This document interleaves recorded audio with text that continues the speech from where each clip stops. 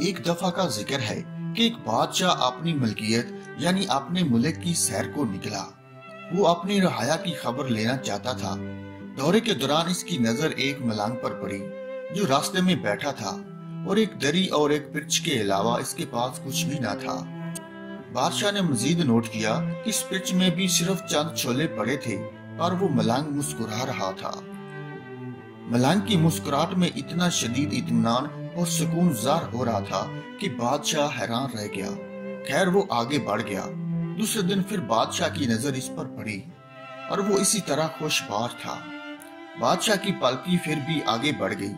تیسرے دن جب بادشاہ کا گزر اس مقام سے ہوا اور پھر اس غریب کو اتنا مطمئن دیکھا تو اب بادشاہ اس حد تک تجسس کا شکار ہوا کہ پالکی رکوا دی اور نیچے اتر کر اس درویش کے پاس چلا گیا۔ اسے بتایا کہ ملک کا بادشاہ ہوں اور 3 دن سے تیری مسکراہٹ اور مفلسی کا یکجا ہونا مجھے ہرگز ہضم نہیں ہو رہا۔ آخر ایسا کیا ہے تمہارے پاس جو تمہیں خوشی دیتا ہے؟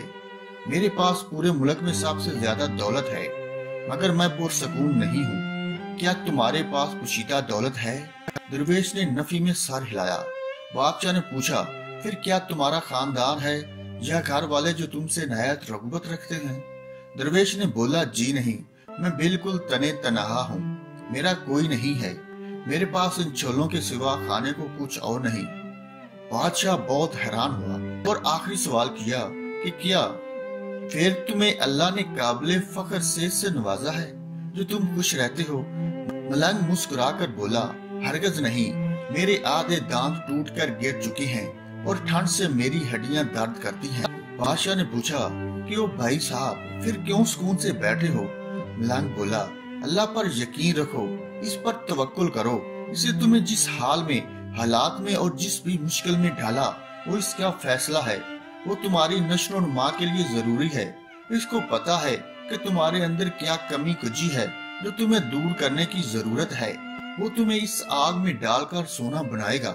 صبر، شکر، اللہ کی رضا میں رضامندی، ایسے سوچو اور اپنے حال کو ایسے ہی تسلیم کرو تو تمہیں کسی شے کی کمی محسوس نہیں ہوگی۔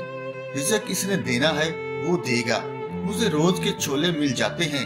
اگر کہانی اچھی لگی ہو تو اس کو لائک اور شیئر ضرور کرنا۔ مزید اچھی کہانیوں کے لیے یوٹیوب چینل کو لازمی سبسکرائب کر لیں اور ساتھ میں لگی بیل کو بھی ضرور دبا دیں۔ شکریہ۔